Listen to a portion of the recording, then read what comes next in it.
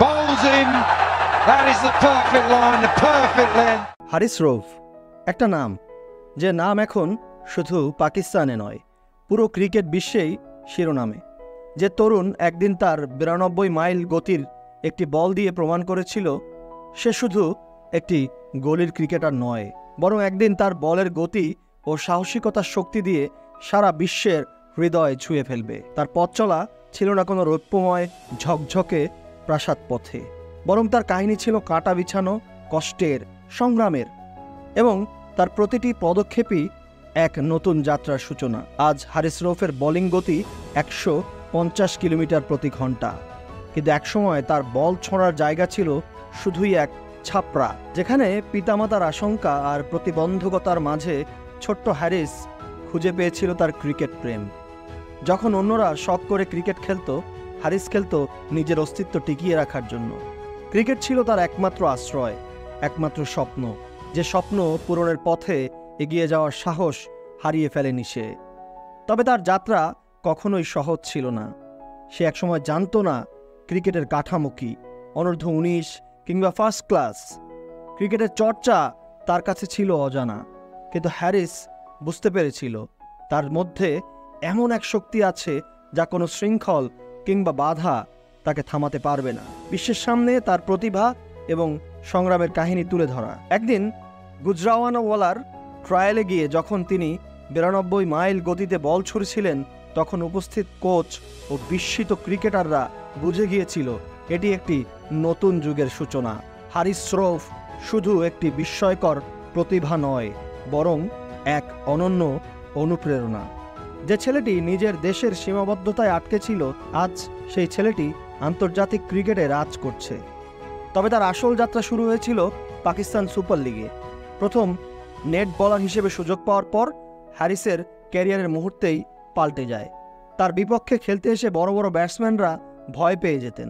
তার গতি ছিল ভয়ঙ্কর, তার স্লোয়ার ছিল জাদুকরী, আর তার আবেগ ছিল টানটান। তার স্লোয়ার, সেই বিশেষ স্লোয়ার ডেলিভারি, যে বলটি এক ধরনের জাদুর মতো কাজ করে।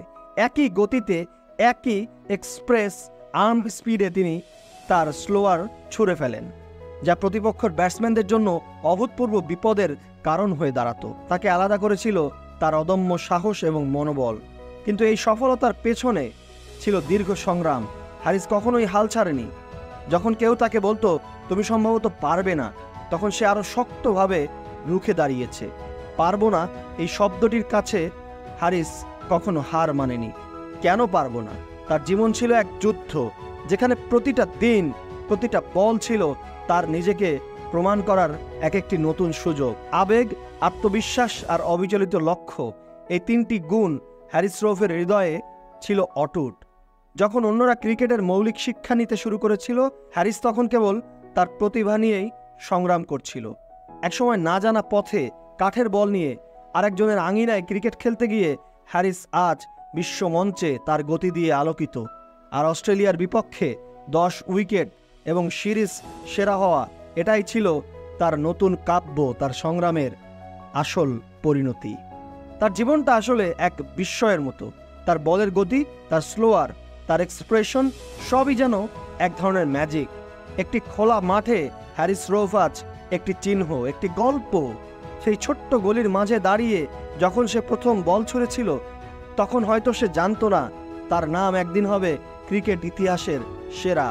আজ হারিস রৌফ যখন বল ছুঁড়ে, তখন তা শুধু একটি বল নয়, একটি সিগনেচার, একটি পছন্দ, একটি পথ, একটি অদম্য আবেগ।